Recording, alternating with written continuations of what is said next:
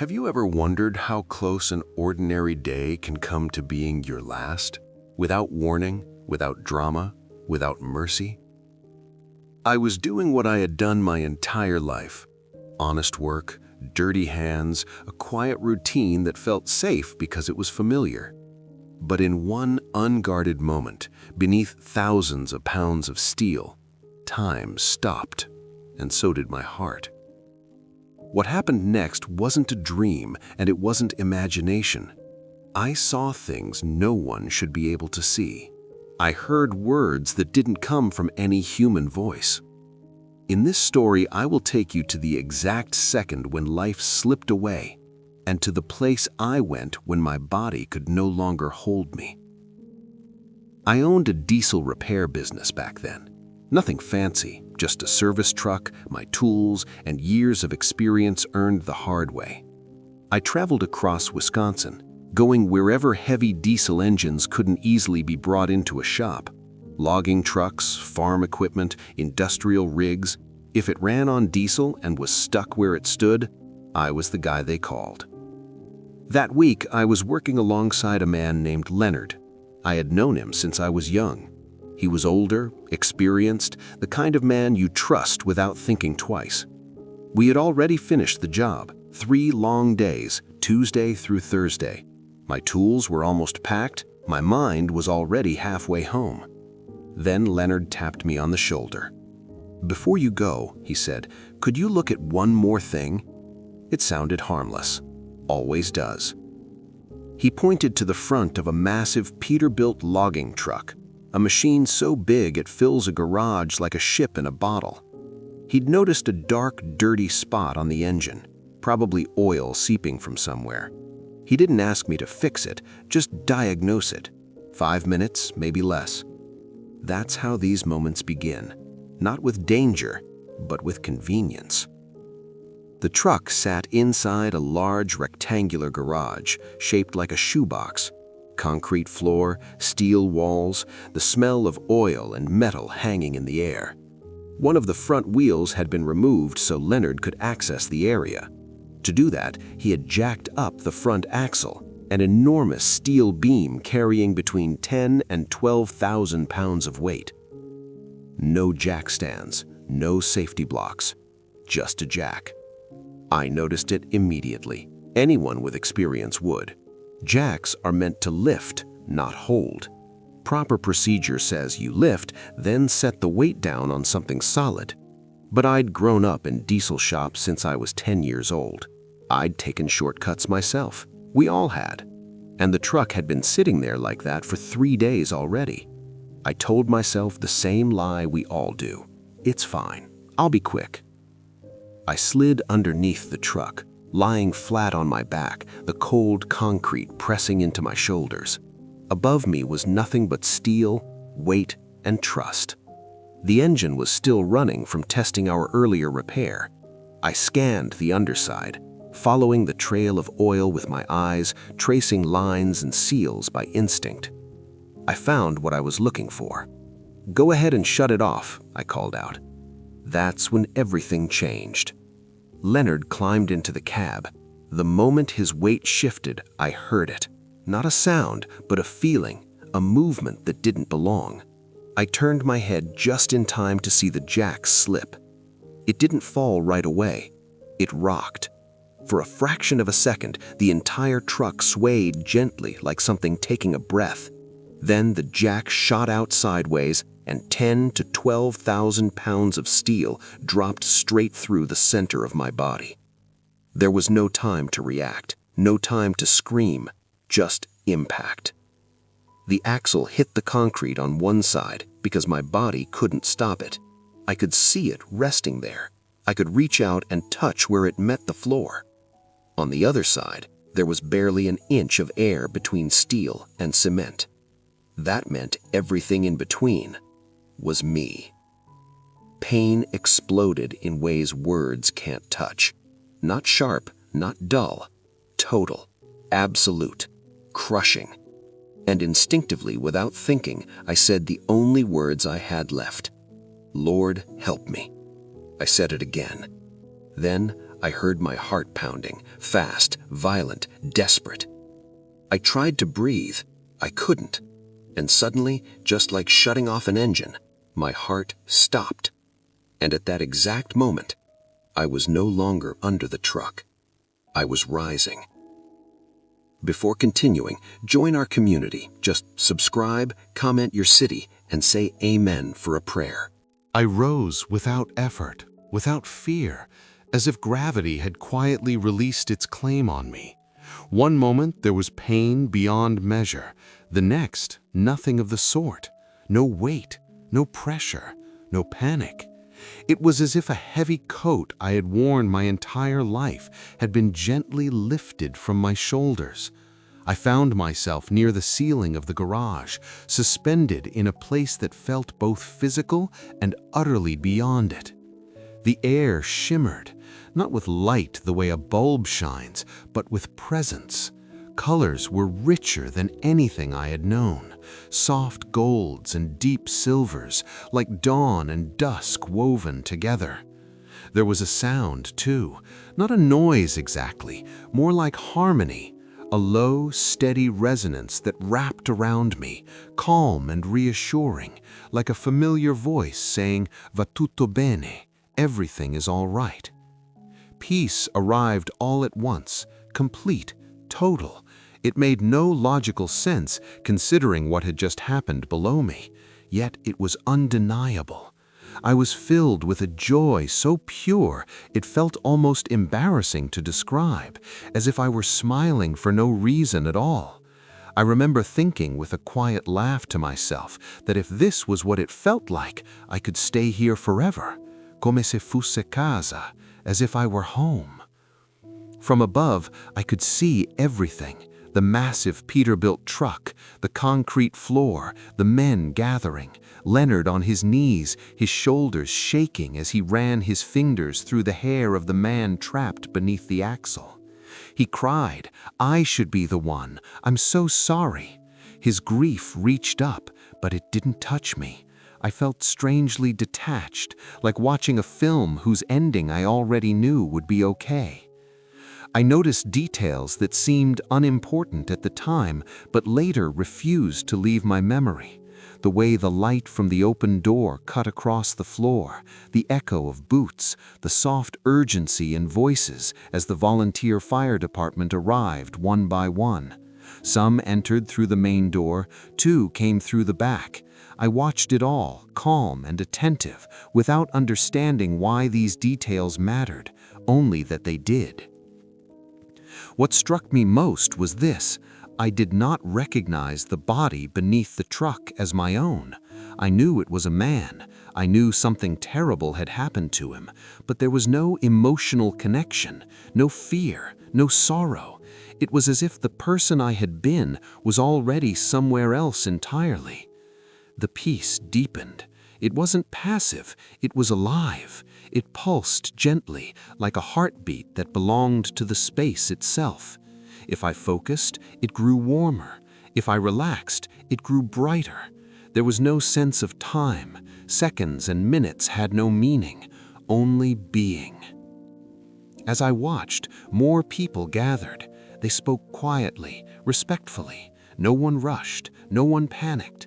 It felt like a threshold moment, as if the room itself understood that something sacred was happening. I remember thinking, que strano, how natural it all felt, like this was how things were always meant to be when life ended. Then I noticed something else. On either side of the body beneath the truck, kneeling beside Leonard, were two figures I hadn't seen before.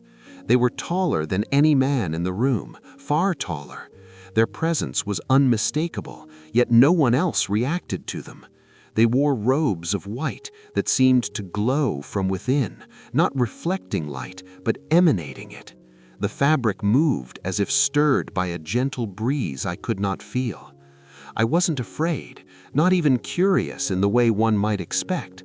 I simply thought, oh, they're here, as if their arrival were the most natural thing in the world. They knelt calmly, hands placed with intention, faces serene. There were no wings, no thunder, no spectacle, just authority, strength, and a quiet compassion that filled the space. In that moment, I understood something without words.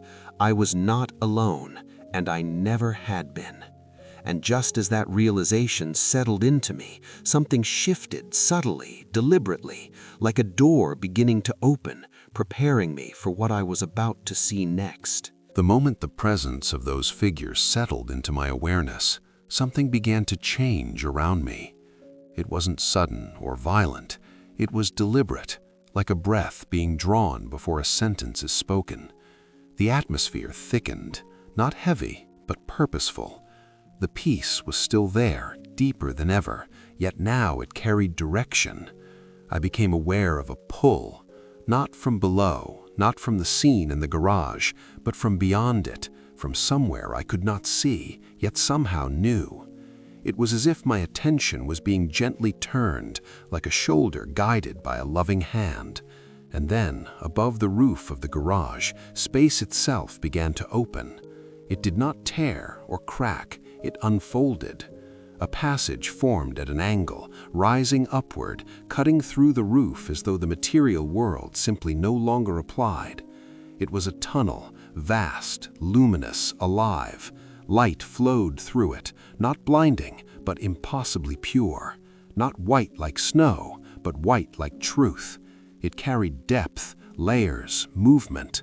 The farther it stretched, the brighter it became, until at its far end there was a brilliance so intense it felt personal. I knew where it led. I didn't reason it out, I didn't question it. I knew it the way you know your own name. Heaven. And waiting at the end of that light was Jesus. Not an image, not a symbol, a knowing so absolute it left no room for doubt. And with that knowing came joy, anticipation, relief, belonging. I wanted to go. Every part of me wanted to go. I entered the tunnel without resistance. Movement was instant, effortless. I wasn't traveling through space as much as being drawn through meaning. The light seemed to respond to me, growing warmer, more alive the closer I moved toward it. There was no fear of judgment, no sense of unworthiness, only welcome, like returning after a long absence, realizing you had always been expected.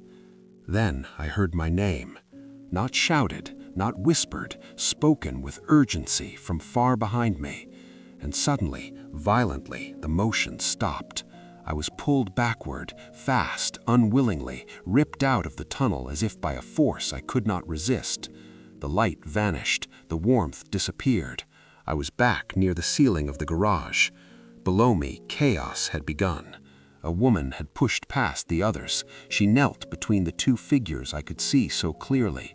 She pressed her fingers against the neck of the body on the floor, searching desperately for a pulse. Someone nearby said, "It's too late, he's gone." She ignored him. "What's his name?" she demanded. And when she heard it, my name, she began to speak it aloud, again and again. Each time she said it, something inside me stirred. Not memory, exactly, recognition, as if the sound carried weight, pulling at me. Suddenly, I was falling, not down, into. The return was violent. I felt myself forced back into the body I had forgotten was mine. Pain exploded instantly, overwhelming, unbearable. My heart slammed into motion, like an engine restarting under strain. My eyes flew open. The agony was so intense it erased every other thought. And just as quickly, it stopped again. Silence, separation, release. I was back above the scene once more. This time I understood. That broken body was me. The man everyone was crying over was me. And yet, even with that realization, the peace remained when I was out of it. The contrast was unbearable. Existence without pain versus existence drowning in it. The tunnel opened again. The light returned, brighter than before. I moved toward it eagerly, relieved, grateful, certain. I wanted nothing more than to continue. But again, my name echoed behind me. Again, I was pulled back, harder this time. When I returned to my body, the pain was immediate, crushing. I couldn't breathe. I wanted out, desperately. I closed my eyes, trying to escape it. And that's when I heard a voice. It didn't come from above or below. It didn't come through sound. It came through calm. A voice so steady, so clear, it cut through the chaos like still water. "If you want to live," it said, "you're going to have to fight, and it will be a hard fight." There was no threat in it, no emotion, just truth. I thought about it barely for a second. I didn't want to fight. The pain was too great. I didn't want this body. I didn't want this world. And with that decision, my heart stopped once more. I left again. The tunnel opened for the third time. The light welcomed me. I moved toward it with certainty, peace, and acceptance, until one final interruption changed everything. A question, spoken aloud below, reached farther than any voice ever had before. A question that would not let me go. The question cut through everything. It wasn't loud. It wasn't dramatic. It was simple, human, and impossibly heavy. "Mister, you're on the edge of life and death. What do you have to live for?" The words didn't come from the light. They came from below, from the garage, from the woman kneeling over the body I now knew was mine. And yet, somehow, I understood, without being told, that the voice speaking through her was more than her own. For the first time since the accident, something broke through the fog of pain and peace alike. My wife, my children. Their faces appeared in my mind with a clarity that stunned me. 4 kids, still young, still needing their father, and my wife, strong, faithful, carrying a burden she was never meant to carry alone. Until that moment, I hadn't thought of them once, not out of neglect, but because the pain had swallowed every other thought. And then, suddenly, they were everything. I knew then, without doubt, that every time I had risen toward that light, I had been leaving for good. I wasn't drifting. I wasn't dreaming. I was dying, and I was happy to go. But now I understood what staying would mean. "Don't close your eyes," she said urgently. "Stay here. Fight." I realized something terrifying and profound. Every time I closed my eyes, I left. Every time I let go, my heart stopped. So I forced them open.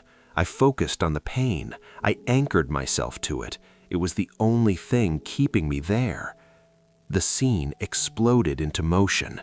What had once been quiet and respectful became frantic. Voices overlapped. Orders were shouted. Equipment moved. The weight of the moment finally crashed down on everyone in the room. Somewhere above it all, I sensed the presence I had felt before, steady, unshaken, watching. And in the midst of that chaos, I heard it again, not louder this time, still calm, still certain. "If you want to live, you must fight." So I fought. I stayed awake as long as I could. When darkness crept in, I forced it back. When my body begged for release, I refused it. Sirens wailed outside. Cold air rushed in as doors opened. Hands lifted me, secured me, moved me. I drifted in and out, but I stayed. A helicopter ride I barely remember carried me to a trauma center hours away.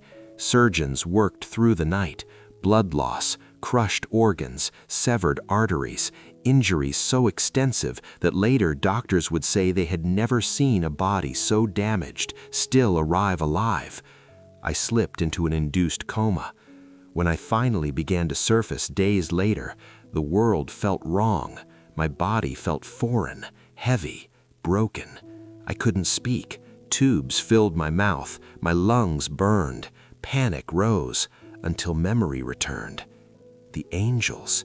That was the first thing I tried to say. I reached for something to write with. My hand wouldn't obey. The letters wouldn't come. I grew frustrated, angry, overwhelmed. Months would pass before reading and writing returned to me. but the memory never faded. When I was finally able to speak, the first words out of my mouth weren't about pain or fear. I saw angels. Recovery was slow, brutal, measured in inches, not miles. I lost more than 60 pounds. Parts of my body never returned to what they were. Doctors told my wife I wouldn't survive the hour, then the night, then the next day. When I did, they told her I wouldn't survive the year. But prayer surrounded me. My wife prayed, friends prayed, and one man thousands of miles away was woken from sleep 2 mornings in a row with a single instruction: go to Wisconsin and pray for him. When he finally obeyed, he laid his hand on my body and prayed. I felt power surge through me, burning, electric, alive. Later, doctors would struggle to explain how organs they believed gone had somehow returned. Miracles didn't come as fireworks, they came as endurance. I lived, not because I was righteous, not because I deserved it. I wasn't a churchman, I wasn't holy, I wasn't special. I was flawed, stubborn, broken in more ways than one. And that, more than anything else, became the message. God's mercy does not wait for perfection. It meets us where we are, under crushed steel, in hospital beds, in the quiet desperation of ordinary lives. I didn't cry out with a perfect prayer. I didn't bargain. I didn't promise to change. I said 3 words: Lord, help me. And help came, not because I earned it, but because love was already there. Today, the pain is gone, the memory remains, and so does the responsibility. I was brought back for a reason: to tell the truth, to remind others that this life is thinner than we think and infinitely more meaningful than we realize. Because when the moment comes and everything else falls away, what remains is not what you owned, but who you loved, and who loved you enough to bring you back.